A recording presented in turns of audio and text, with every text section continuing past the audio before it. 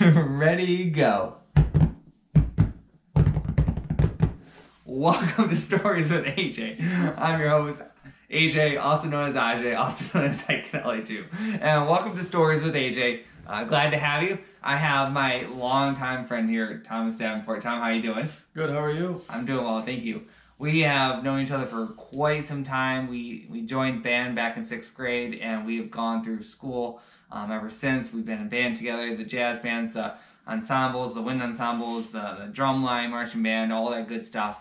And today talks about going back in time, back to that high school period. We had a social media, as I promised on the last video there, live journal. I went back to LiveJournal, and for those that don't know what that is, okay, just a quick disclaimer. Before Facebook, before Snapchat, before MySpace, I had LiveJournal, and that was the only way that I could get my feelings and emotions out into the world. So, with that being said, I'm going to jump right into it. You okay with that, Tom? I'm alright. All right, let's do this.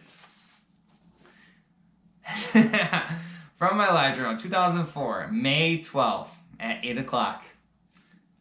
The music I was listening to was Bright Eyes. The song was Perfect Sonnet, so that might give you a little taste of how this might be, but some people just are so mean, and since I don't want to start confusion, I'll name names.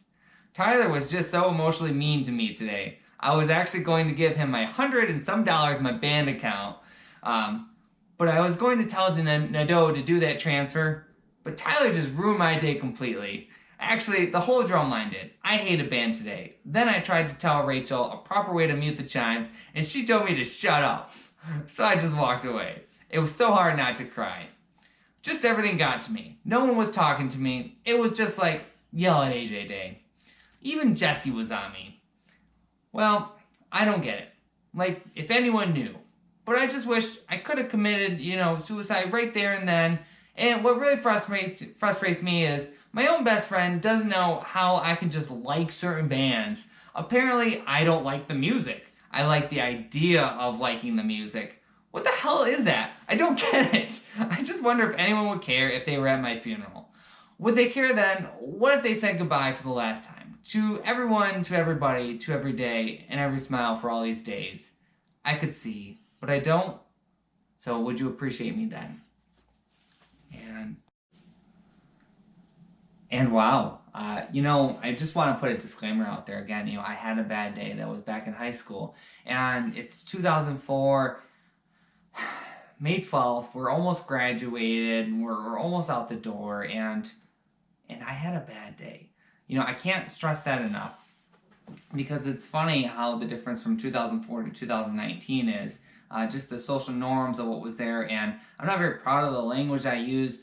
There's no way in the world that I would use names today, and you gotta imagine that, we've been doing drumline for the last 4 years. Again, Tom and I and these guys, Tyler, Jesse, Rachel, we've been together since 6th grade, so we're a family. And you know what families do? They fight, and they fight a lot.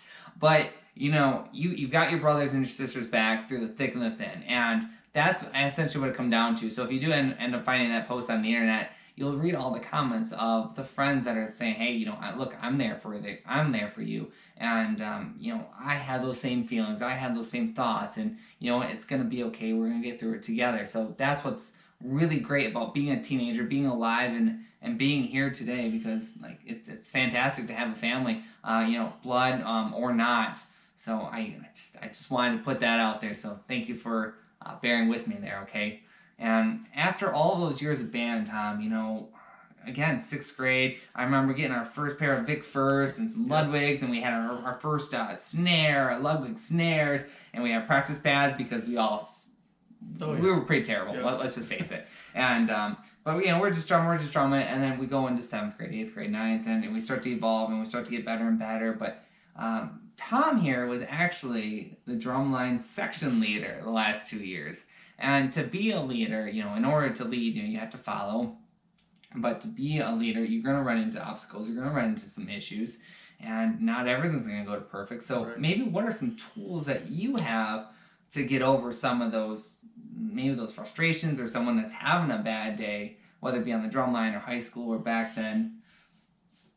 Yeah, I think I would have to do some one-on-one coaching with some of these people. A lot of times, I would pull them off to the side if I noticed they're struggling with something, and help them out, give them pointers. And yeah, Okay, yeah, no, I do remember that. And there was one time at band camp, if I'm allowed to say that, but we it was hot, it was miserable. We had our also CMU drumline instructor Scott come out, and we were just standing out there in the sun all day long. We're just practicing because that's just what you do. If you want to be good, you practice. I've got nothing else for you, and we were kind of mad at the time because we're hot, we're thirsty, we've been standing out there, we're just drumming all day, da da da da da.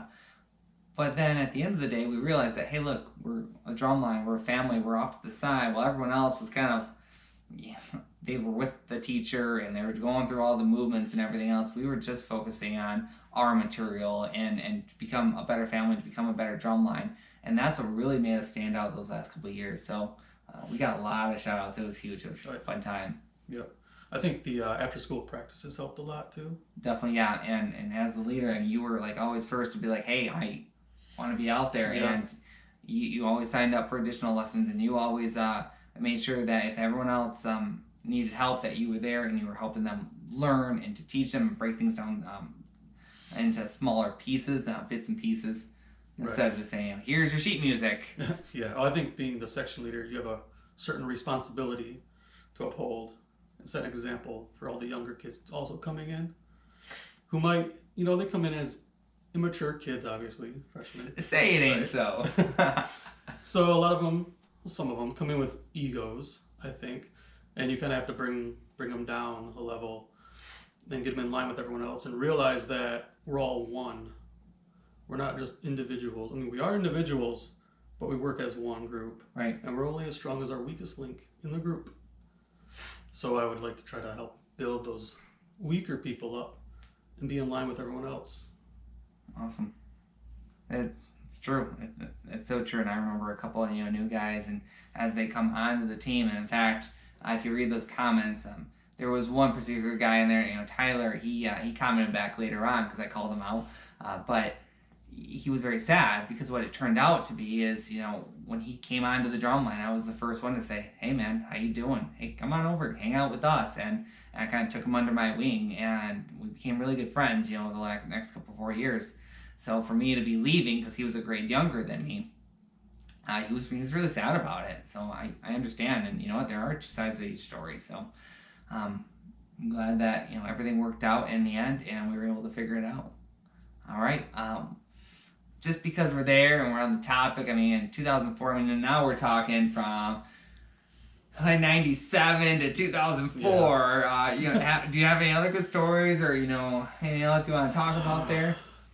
Out of my whole time in school? I mean, obviously the freedom we had back then when we were younger, yes, to do basically whatever we wanted. That was wonderful. So many hot and ready, so many rodeo burgers. Oh man. Yeah. Skateboarding all day. Skateboarding all day. That was fantastic. And then just the drumming, especially for us, I believe. Yeah. It was great times, I think. Yeah. I remember playing skate all the time, and that's just what we did. But that was back then. And what's funny is we can talk about skate today.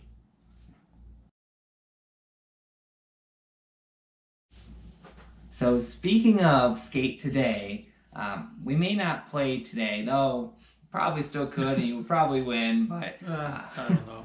I think it's been a year or two since I put myself on a board, but though I have my longboard, and I do take my trash out. I got a dumpster over there, so I'll get on my longboard, I'll take my trash out to the dumpster, throw my longboard back. It's like 20 feet, but it's still fun. But nonetheless, we played the last couple of years, especially downtown Bay City, especially at night. It's so beautiful. There's a little candy nut shop there. I'm sure for those that are listening out there, you've got that old local spot, downtown that used to skateboard all the time, that one little ledge, or that one spot that you always no stall, or you always you land that kickflip over the sewer and you're like king of the world. And for those that are doing that, keep doing that, keep rocking it. It's awesome. Love it. Yeah.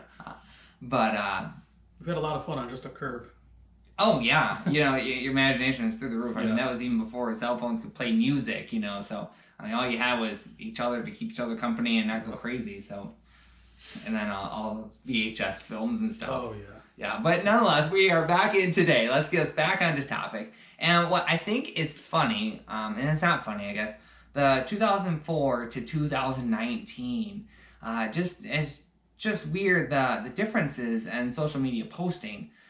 For me, at the time I didn't care. I was a teenager. We think our thoughts and our emotions are just out there, and it just only affects me, myself, and I. But you don't realize how far that reach goes out there. And I love reading those comments back to the friends that bringing me back in, saying, "Hey, look, I'm a teenager too. I had those same feelings." Or, "Hey, look, I'm here for you. Hey, look, I know that you're having a bad day, but if you need anything, you let me know." So it's what's great, and I think it's also a good reminder too that, look, that language that you put out there, you may not be proud of it today, but or maybe at the time you're like, I don't really care. But guess what? Whatever you post, it's out there forever. All these videos, it's out there forever. Once it goes on the internet, it never comes back. So that's just a huge takeaway. And for me to call somebody out by name was just, that would never happen today. And in fact, Tom, I was in company command for 2.5 years, and I rarely posted on Facebook or any media because I didn't want to say the wrong thing. I didn't want to offend the wrong person. It was not anything personal. It was just a choice that I made to not post anything, to be more secluded, to say, look, everything that I posted was just, I'm proud of my guys, my soldiers. They're all doing great things. I'm so excited because we're doing this, we're doing that, and the team is winning.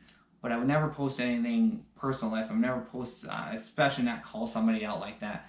That would just not be something that I would do. But I would tell you something that I would do is all of them: Tyler, Jesse, Rachel. Did I call anybody else out? I don't think I did. You guys, I would have coffee or lunch with you tomorrow. I know that you have my back. I have your back. I promise that. You guys are a great group of people. I'm so glad to have known you and to be on the drum line with you. It's been absolutely fantastic, and I definitely have needed you over the years just to grow myself and just to become a better person. Oh, yeah, for sure. Yeah. Just bounce a lot of ideas off you too. I mean, you're all right. I mean, you're moderately okay, but the rest of them are even cooler. So, no offense. No, it's all right. But in all seriousness too, look, there's resources out there. If you're having that bad day, you're sad in the moment. You're sad at May 12th, 2004 at 8:20 p.m., okay? You're sad then. Life does get better, and there are resources. There's so many more resources out there today. Now you got Google, you've got counselors, you've got the hotlines, you've got your friends and your family, even if you argue. Because believe me, they'll listen. Everyone wants to listen. That's something that we take for granted. It's too easy to grab the phone and text your friend. It's too easy to grab your phone, call, Snapchat, whatever you gotta do, just drive over there. I mean, back in the day, we had a landline. I could call Tom's mom. Hey, is Tom there? I really want to come over and talk. It's not exactly the same as what we have today. It's a lot easier. So don't fight those battles yourself. I promise you, it's not easy. But it's a lot easier with a good friend, and that's where I appreciate friendship, Tom. Me too. Thank you. Appreciate it. And all my friends out there, I appreciate you, and also listen to Stories with AJ. So it's been fantastic. I really do love these. I always want to know what your comments, your thoughts, your feedback. Tom, do you have anything else for today?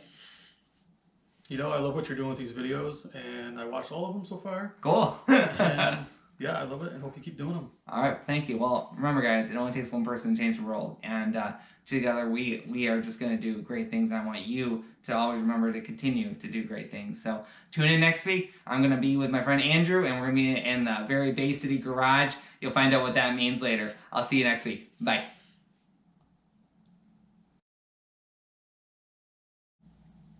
Ready, go. I forgot.